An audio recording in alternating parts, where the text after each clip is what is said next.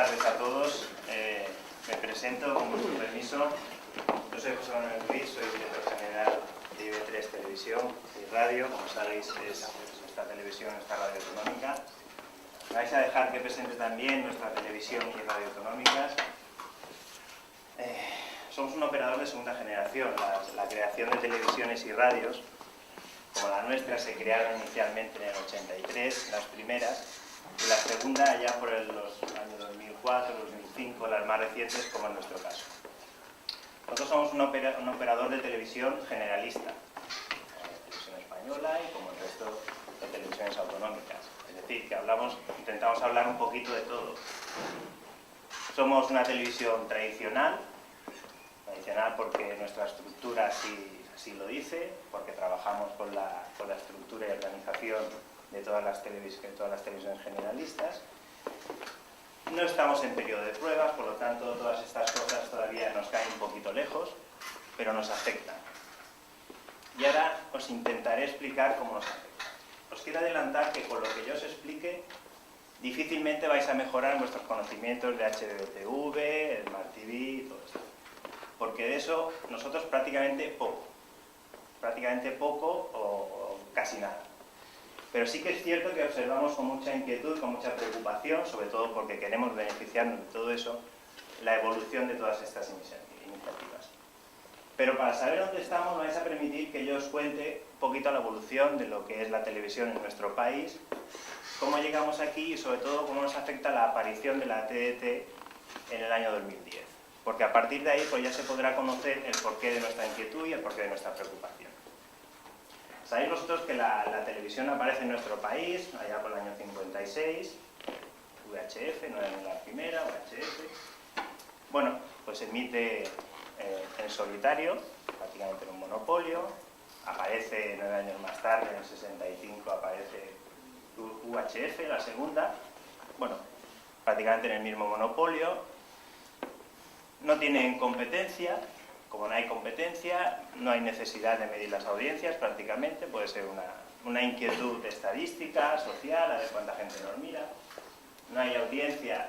El tema de la publicidad, pues bueno, es residual. Bueno, la nutrición financiera contable viene de las arcas públicas, por lo tanto tampoco hay necesidad. Bueno, y es todo como muy fácil y muy todo el mundo contento, feliz, tenemos tele, la vemos, la primera, la segunda, VHF, UHF. Bueno, pues ahí está, campando la televisión estatal. En el 83 aparecen ya las televisiones autonómicas, la primera generación de televisiones autonómicas.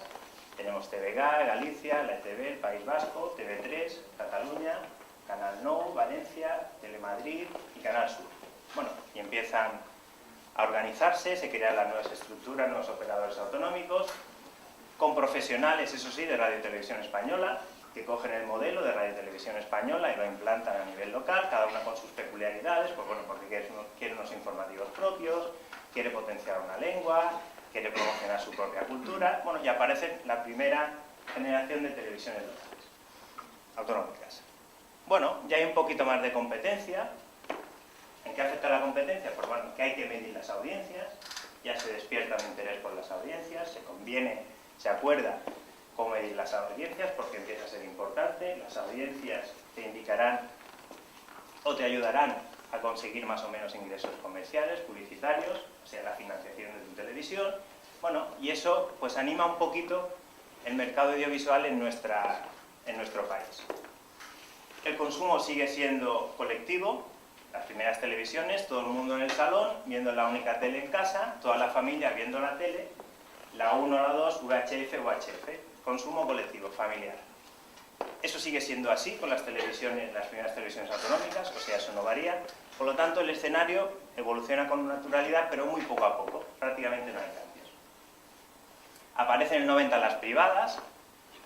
Ahí ya se crea cierto revuelo. Primero hay una internalización de la financiación de las televisiones, porque sus operadores ya, por la inversión que necesitan, ya necesitan de capital extranjero, o sea que ya hay un pie en el sector audiovisual estatal, ya hay intereses financieros extranjeros que participan.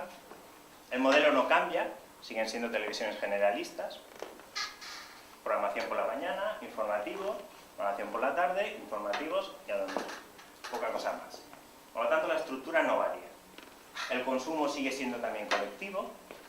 Bueno, la familia al lado de la televisión, el que tuviera 2 televisiones, pues la mitad de la familia aquí, la otra mitad en el cuarto de los niños. Y bueno, y poca variación más. Es cierto que se potencia la competencia. La consecuencia inmediata es que se mejoran los contenidos. Evidentemente, si tú tienes que luchar por estar ahí delante, tienes que mejorar tus contenidos, eso va en beneficio del sector audiovisual de nuestro país. El control de las audiencias empieza a tener muchísima importancia, porque la relación con los ingresos comerciales es directa, por lo tanto más audiencia, más ingresos comerciales. Y bueno, ya se va aclarando el nuevo escenario para la aparición ya en el 2003-2004, con eso ya se cierra el círculo antes de la aparición de las TDTs, de la segunda generación de televisiones autonómicas como es la nuestra. Nosotros aparecimos formalmente en el 2004, empezamos a emitir en el 2005, sin movernos de la estructura, porque la estructura era única.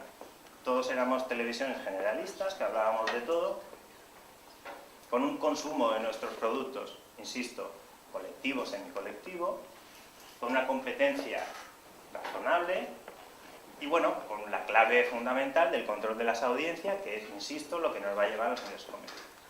Hasta ahí una evolución muy lenta en el sector audiovisual.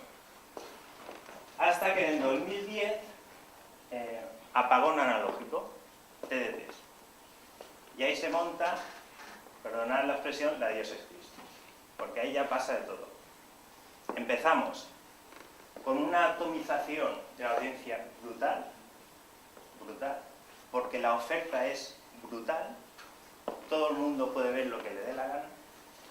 La oferta ya deja de ser generalista para ser especializada. Tenemos canales infantiles, canales para mujeres, canales para hombres, canales para deportistas, canales de cocina. Tenemos absolutamente de todo. Algunas nos quedamos con el formato generalista porque fuimos creadas para eso, por lo tanto no podemos traicionar tampoco nuestros orígenes y seguimos con eso. Esa especialización, claro, nos sustrae contenidos, deporte, de las generalistas, queda pues para los informativos, poca cosita más, porque todo se traslada a los canales especializados. Programación infantil, pues también una cuestión residual. Es muy difícil encontrar una televisión generalista que tenga una dedicación importante al tema infantil, porque todo se va a canales para niños. Por lo tanto, ya ahí quedamos un poquito descolocados. Las audiencias se atomizan. Nosotros estamos operando aquí en competencia directa con 30 operadores que emiten en abierto, con 30, si no más. Cuando hasta hace escasos años éramos 4 o 5, éramos más. Pues ahora teníamos que competir con 30. Aún así mantenemos dignamente nuestro estatus porque somos los cuartos más seguidos en nuestra comunidad y eso nos, la verdad es que me diría que nos llena de satisfacción. Pero bueno, ahí estamos peleando. El consumo pasa de ser colectivo o semicolectivo a individual. Es decir, aquí ya cada uno ve lo que quiere, como quiere y lo que es más importante, cuando quiere. O sea, tu actitud ya no es pasiva de me pongo delante de la tele a ver qué hay. Tu actitud ya cambia, ya es. Voy a ver si encuentro esto que lo hicieron hace 3 días o en mi smartphone o en mi iPad o en mi PC o donde sea. O sea, fijaros cómo cambia el panorama.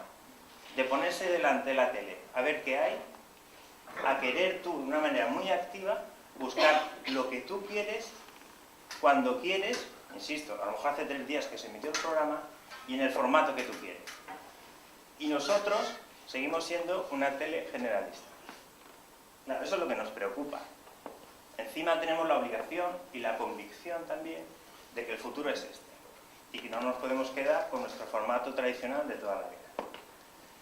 En esa labor de convencernos a nosotros mismos que el futuro es este, bueno, pues hacemos algún amago de desviar tráfico nuestro, consumo nuestro, nuestros contenidos, pues a nuestra página web, por ejemplo, o incluso a nuestras aplicaciones en el smartphone. Con el inconveniente de que eso no se mide en la audiencia. O sea, si yo desvío el consumo a esas plataformas, yo estoy dejando de tener consumo en mi plataforma habitual que es la televisión, que es cuando mide las audiencias, y lo que os decía, quien mide las audiencias pues te está diciendo lo que vas a poder ingresar o no en publicidad. Y yo eso estoy rechazando porque estoy mandando esa audiencia a otras plataformas. Como veis, es una situación complicada, pero lo que no vamos a hacer, evidentemente, porque sería absurdo, pues atrincherarnos en nuestra televisión tradicional y generalista diciendo que el futuro está aquí. Cuando estamos viendo, además yo creo que en eso coincidiremos todos, que el futuro está precisamente en estas cosas. Nuestro avance en esto es muy tímido. Es muy tímido porque, primero, no tenemos recursos. Disculpad, no tengo un catarro en contra. No tenemos recursos suficientes como para indagar en esto. Y nuestro formato es el que es. No quiere decir con eso que seamos inmovilistas, en absoluto. Pero evidentemente estamos pendientes de ver cómo evoluciona esto para cuando tengamos que hacer una apuesta, hacerla en firme y evitar la discusión de si HBTV o Smart TV o qué formato elegir. Por lo tanto, lo que estamos haciendo ahí es esperar, vigilar, observar, para ver si alguien ya definitivamente da con la tecla y entonces apostar, gracias, apostar con garantías para luego lanzarlo. Insisto, no os voy a enseñar nada nuevo, porque es que no puedo, además seguramente cualquiera de vosotros me daría lecciones de cómo funciona todo esto. Pero sí me gustaría que os quedaseis con la experiencia de un operador tradicional, relativamente joven. Insisto, nosotros empezamos a emitir en 2005. Estamos todavía en periodo de consolidación, somos un servicio público que ha pasado por distintas etapas complicadas, pero que estamos en un periodo de consolidación y de repente nos encontramos con este tsunami tecnológico al que tenemos que enfrentarnos. Por eso insisto, la aportación que podamos hacer nosotros de nuestra experiencia aquí creo que tiene que ser interesante para ver la evolución de todas las circunstancias y de ver que el interés no es solamente particular de alguien que tiene cierta vocación de investigación tecnológica, sino que somos muchos los que estamos pendientes de cómo acaba este debate, de cómo acaba esta discusión, para realmente apostar y prestar un servicio como el que queremos nosotros que se merece nuestra audiencia. A partir de ahí, me gustaría que os quedaseis con la evaluación, con la foto inicial de la familia que ve la televisión, con unos contenidos muy limitados, todos de manera colectiva en el salón, a lo de ahora, que se puede ver estos contenidos audiovisuales encerrados en el baño, sin que nadie te moleste, programas que hace 3 días que se emitieron y en el formato que todos tenemos. Por lo tanto, la evolución ha sido importante y nosotros estamos pendientes de ver cuál es el resultado final para aplicarlo. Pues muchísimas gracias.